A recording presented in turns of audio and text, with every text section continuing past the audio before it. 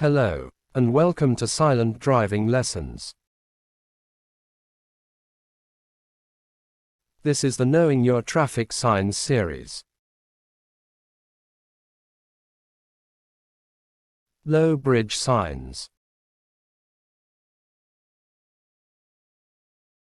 Each year there are hundreds of incidents in which bridges are struck by vehicles too high to pass under them. Both rail and road users have been killed in these incidents. Look out for signs in this section and make sure that you are not a bridge basher. All bridges with a clearance of less than 16 feet 6 inches, about 5 meters, are normally signed. Both regulatory roundels and warning triangles can be used, depending on the type of bridge. Bridges particularly at risk from strikes may have a variable message sign that is activated by high vehicles passing through an infrared beam. When the sign is activated, 4 amber lamps flash, the top pair alternating with the bottom pair. Regulatory signs. No vehicles over the height shown may pass the sign, height shown in metric and imperial units. No vehicles over the height shown may pass the sign, height shown in imperial units. At non-arch bridges mandatory signs may be used. It is unlawful for an overheight vehicle to pass one of these. They are placed on the bridge and at the side of the road in front of the bridge. Advanced warning of a mandatory height restriction ahead. The sign may include an arrow, if the restriction is on a side road. Location of mandatory height restriction ahead, with indication of an alternative route.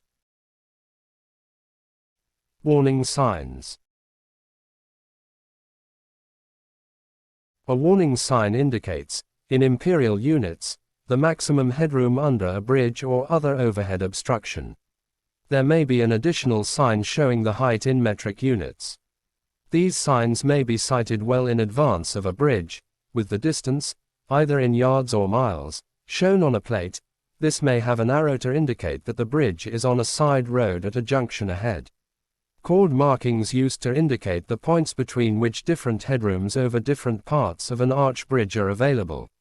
The maximum safe headroom at an arch bridge is shown on the triangular warning signs. Road markings guide high vehicles through the highest part of the arch.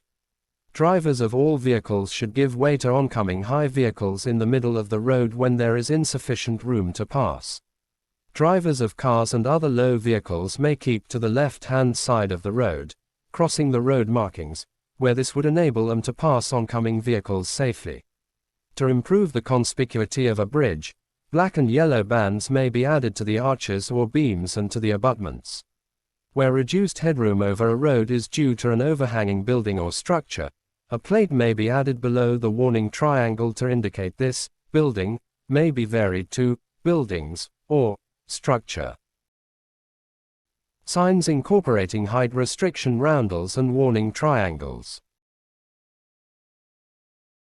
Roundels or warning triangles will sometimes be incorporated into directional signs that may also indicate an alternative route to take to avoid the low bridge.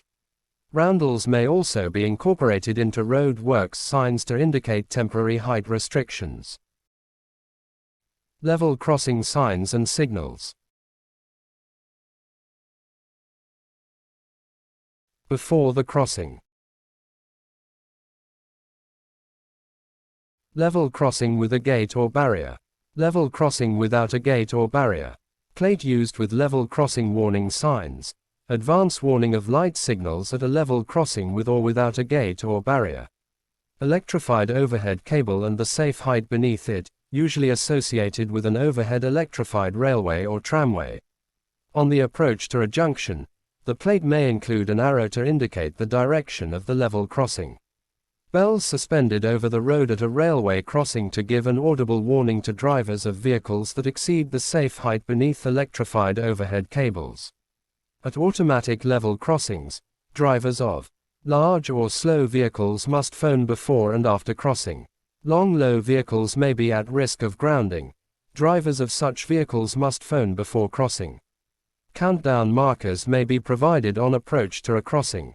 These divide the distance between the advance warning sign and the stop line into 3 equal parts. Each sloping bar does not necessarily represent a distance of 100 yards.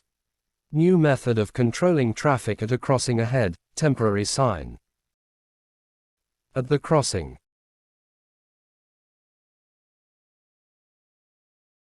Some crossings have flashing red road traffic signals.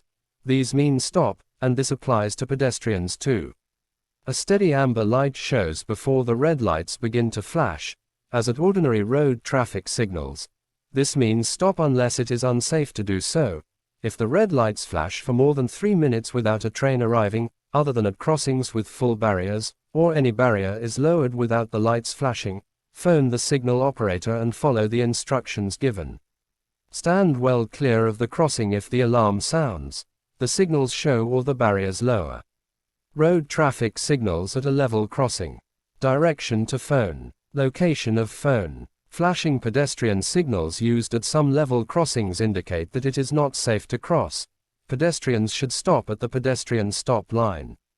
Yellow box markings indicate an area of carriageway at a level crossing that must be kept clear.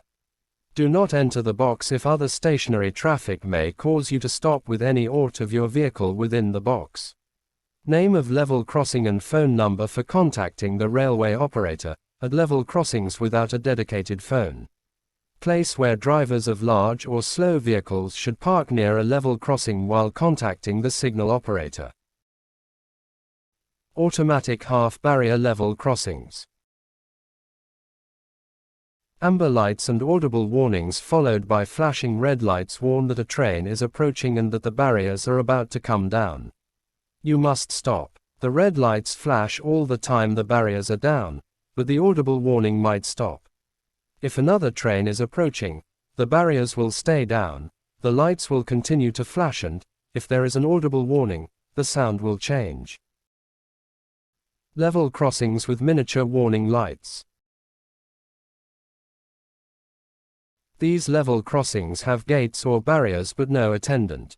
The miniature red and green lights are operated by an approaching train. Full directions for using these crossings are given on roadside signs.